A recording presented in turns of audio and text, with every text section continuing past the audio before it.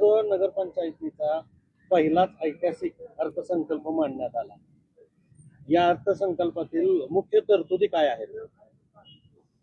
आपल्या आटपाडी नगरपंचायत आटपाडीचा हा पहिला आणि ऐतिहासिक अर्थसंकल्प 100,97,00,00,000 रुपयेचा मांडलेला आहे।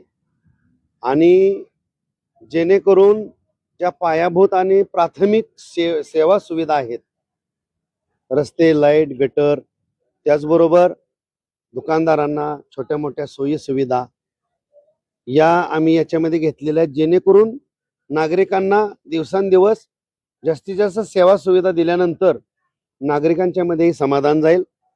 शिवाय या अर्थसंकल्पाच्या माध्यमातून नवीन अर्निंग सोर्सेस म्हणजे उत्पन्न वाढीची काही साधनं आहेत त्याच्यावरती आम्ही भर दिलेला आहे।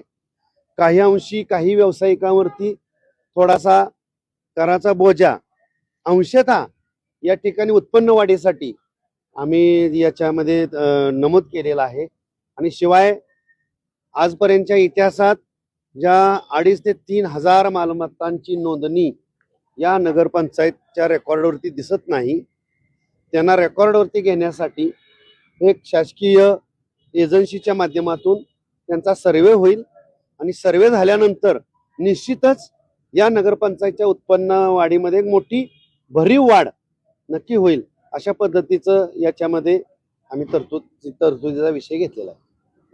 नगरपंचायतच्या उत्पन्नात वाढीच्या दृष्टिकोनातून करामध्ये जसं की घरपट्टी, पाणीपट्टी आणि मालमत्ता करामध्ये काय वाढ केलेली आहे का? नक्कीच हा पहिलाच अर्थसंकल्प आहे आणि नागरिकांना यापूर्वी ग्रामपंचायत असताना जो करपट्टी आणि घरपट्टी होता तो आम्ही जैसे ते ठेवलेला आहे। म्हणजे नागरिकांना आम्ही कुठल्याही बोजा वाढवण्याचा प्रयत्न केलेला नाही।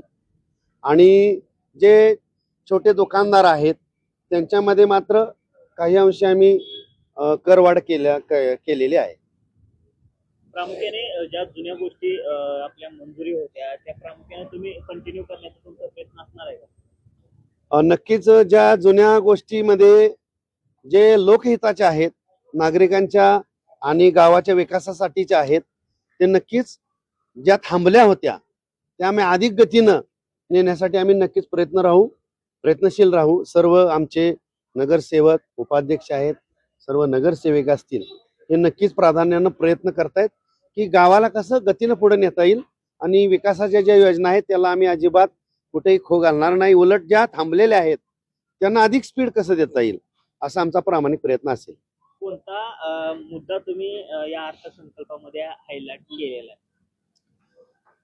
या अर्थसंकल्पामध्ये जे भांडवली आणि महसुली म्हणजे भांडवलीमध्ये जमा आणि खर्च, महसुलीमध्ये जमा आणि खर्च असतो, तर भांडवली ज्या तरतुदी आहेत ज्या की शासनाच्या वेगवेगळ्या योजना असतात, जसं की आता सध्या जलजीवनची योजना सुरू आहे, त्याचबरोबर PWD कडे असणारी परंतु नगरपंचायत हद्दीत असणारी रस्त्याचा विषय असेल, तर याच्यामध्ये नक्कीच ह्या विषय आहेत ते प्राधान्यानं पुढे नेण्याचा आमचा प्रयत्न आहे। आणि विशेष म्हणजे महसूल वाढवण्यावरती आम्ही सर्वांनी भर दिलेला आहे। जर महसूल वाढला तर लोकांच्या अपेक्षा पूर्ती करण्यासाठी आम्हाला संधी निर्माण होईल।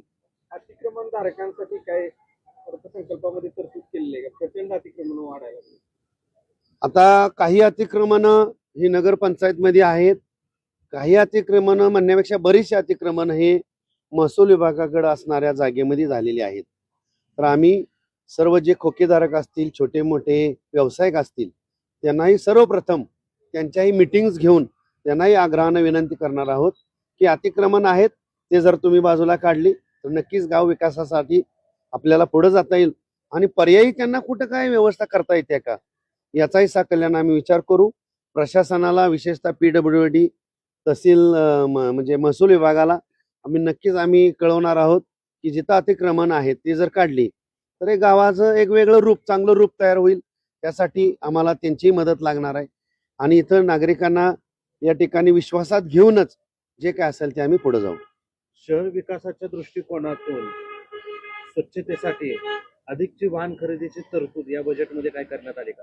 नक्कीच पहिल्या GB मध्ये आम्ही तो विषय घेतलेला आहे स्वच्छतेसाठी आम्ही नवीन एक्स्ट्रा 2 घंटागाड्या आहेत.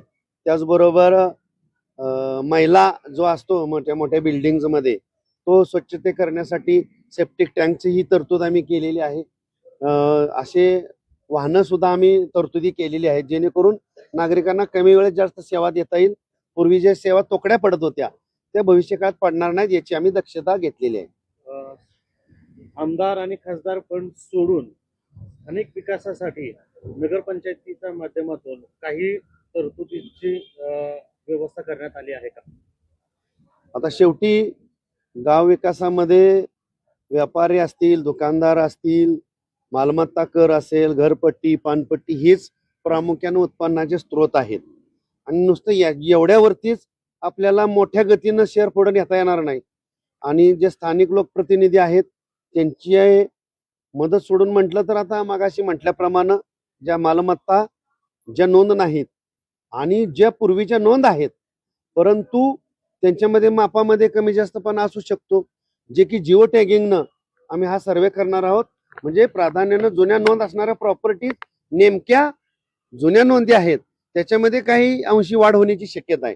म्हणजे तिथं सुद्धा महसूलच्या माध्यमातून कर रूपानं आपल्याला उत्पन्न वाढायस मदत होणार आहे. आणि स्थानिक प्रतिनिधींशिवाय आम्हाला वेगवेगळ्या मग डीपीटीसी असेल, समाज कल्याणचं खातं असेल, महसूलचं खातं असेल, सांस्कृतिक विभाग असेल, त्यानंतर ग्रामविकासचा विभाग असेल, कलेक्टर साहेबांच्या सहाय्यानं असेल, त्याचबरोबर राज्यातले मुख्यमंत्री साहेब असतील, उपमुख्यमंत्री, नगर विकास खातं या सगळ्यांची मदत आम्ही जो लोकांना मोठा प्रचंड गतीने विकास करायचा असेल तर या सर्वांची आम्हाला मदत घेतल्याशिवाय पर्याय राहणार नाही.